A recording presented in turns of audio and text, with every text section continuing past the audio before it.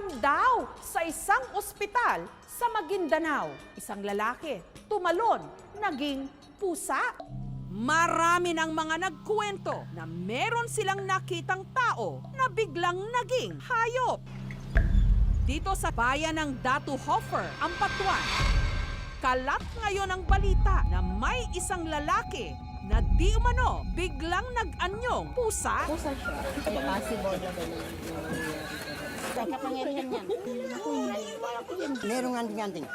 At sa pagkakataong ito, meron daw matibay na pruweba dahil nakunan daw ito ng CCTV.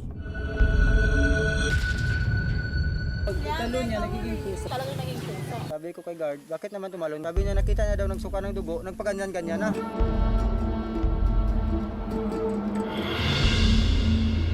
Tapos nakita niya yung baril, sobrang takot talaga. Yung lalaking tumalon doon sa hospital, sabi nila aswang.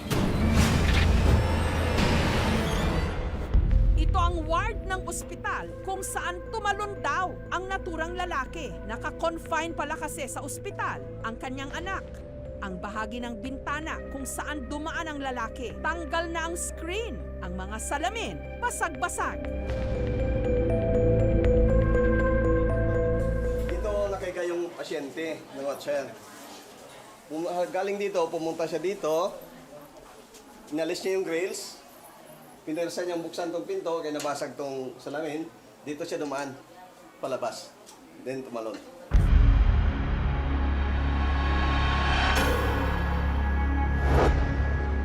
Isa sa mga pasyente sa ward, napansin daw na balisa noon ang lalaki. Ako naman, nag-recite ng pagsisimba. Maliki yawmiddin, iyaka na'budu wa iyaka nasta'in.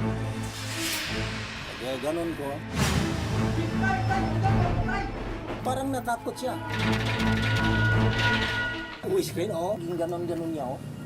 Na hindi man makaya sang kung tao lang siya.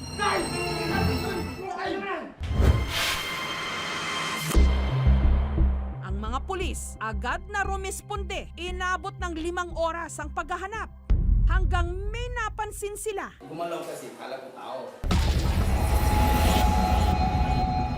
Hindi pala kay pusa. Trabahante ni Junard ang pinag-uusapang lalaki. Nagkataon din daw, pareho silang may mga kamag-anak sa ospital nung araw na nangyari ang insidente.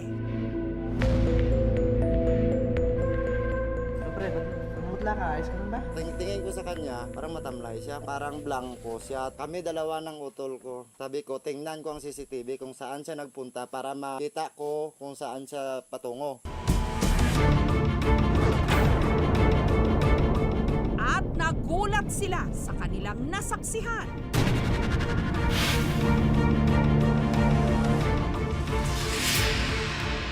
Pinanood namin, tinitingnan ko mabuti. Nasyak nga ako eh.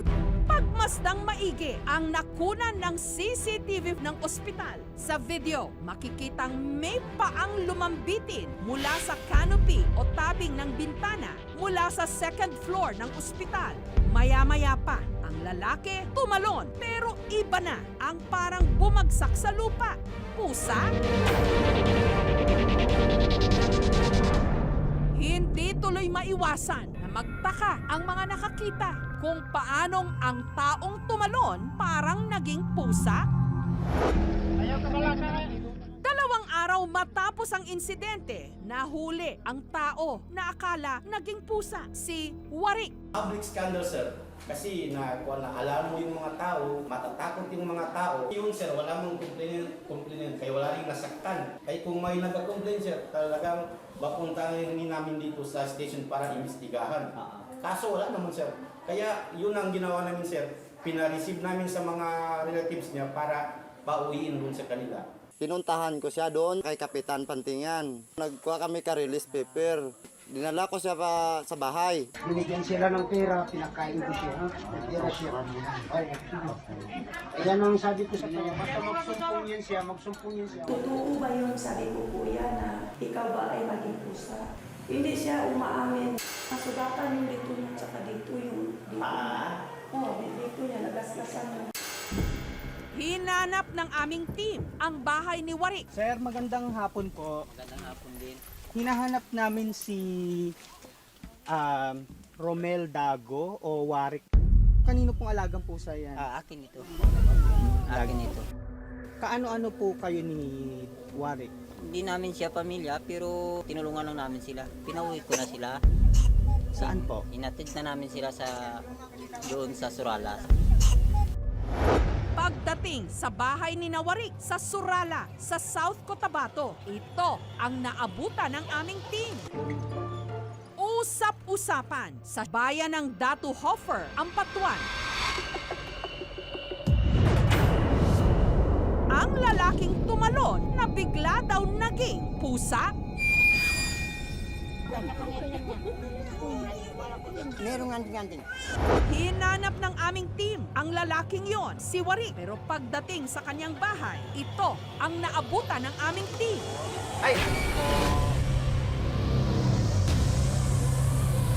Ay, magandang hapon po. Kayo po si Warik po.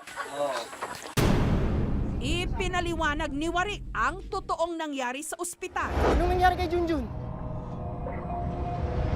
Junjun, masama pakiramdam. Isusugod ko na to sa ospital. May man ko kwarta, nang utang na lang ko ka pumasahe. Ay kaduhang gabi, wala na ako katulog. Nagkuhan lang ko nga nagsaka lang ko sa lubi, hindi man ko kasaka. So, kuha ko sa kuhan ka lubi nga inom ko butong. Balisa nga raw siya noon dahil walang maipambili ng pagkain hanggang tila hindi na niya nakayanan ang problema. Hindi ko na kaya, wala akong bayad, wala akong PhilHealth. Nagsindikit lang ang utok ko dahil hindi ko makaya. Hindi ko kaya kung ano ang mabuhat ko. Hindi ko makontrol. Iniisip lang ito ang gawin ko. Hindi man ko lasing, hindi man ko nakadrag. Naka-problema lang kuan, gidagmay. Pero paanong lumabas sa CCTV na para siyang nag-anyong pusa? Ayon kay Warik, wala itong katotohanan. Pag talon ko sa dalom, may naglabay na pusa. Hindi ko nang maging pusa.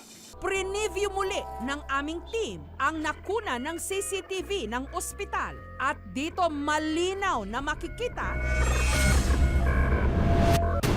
Yun, may dumaan, no?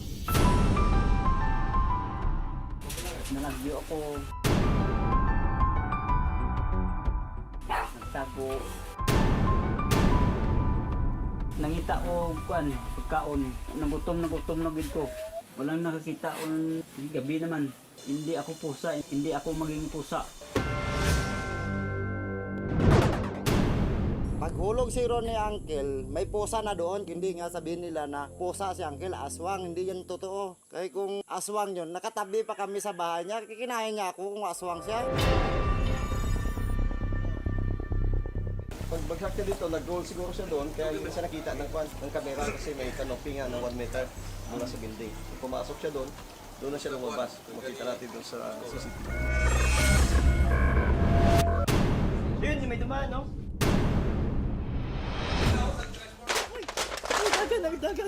nilibot din ng aming team ang ospital at nadiskubre nilang ang pinagbagsakan pala ni Warik nung ito'y tumalon, tambayan talaga ng mga pusa. Ang dami palang pusa dito. Actually, binagsakan niya sa side ng hospital. Siguro nagkataon lang na pagbagsak niya, talagang marami talagang pusa na talagang gumagala dyan na area.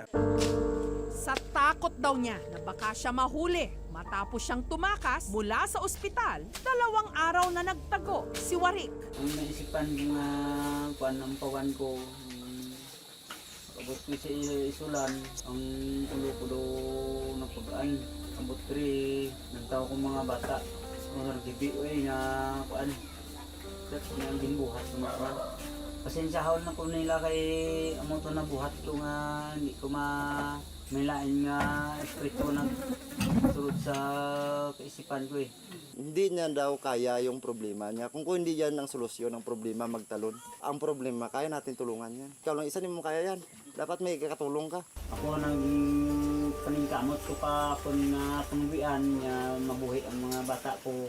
Ayon sa namumuno ng Maguindanao Provincial Hospital, hindi po naniniwala no ang institusyon or Maguindanao Provincial Hospital yung mga sinasabi nilang mga haka-haka na naging pusa, definitely hindi namin pinapaniwalaan yon. Kami po ay nag-i-implement very strictly on the no balance billing. So all our indigent patients, all of them are being accommodated free, no? Okay. All medicine.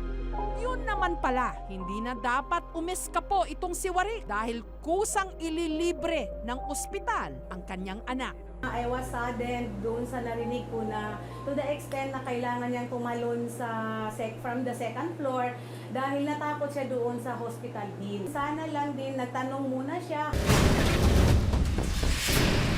Muli ang aming paalala, huwag basta-basta maniniwala sa mga sabi-sabi na wala namang malinaw na pruweba. Huwag nyo i-judge na hindi nyo napatunayan na aswang.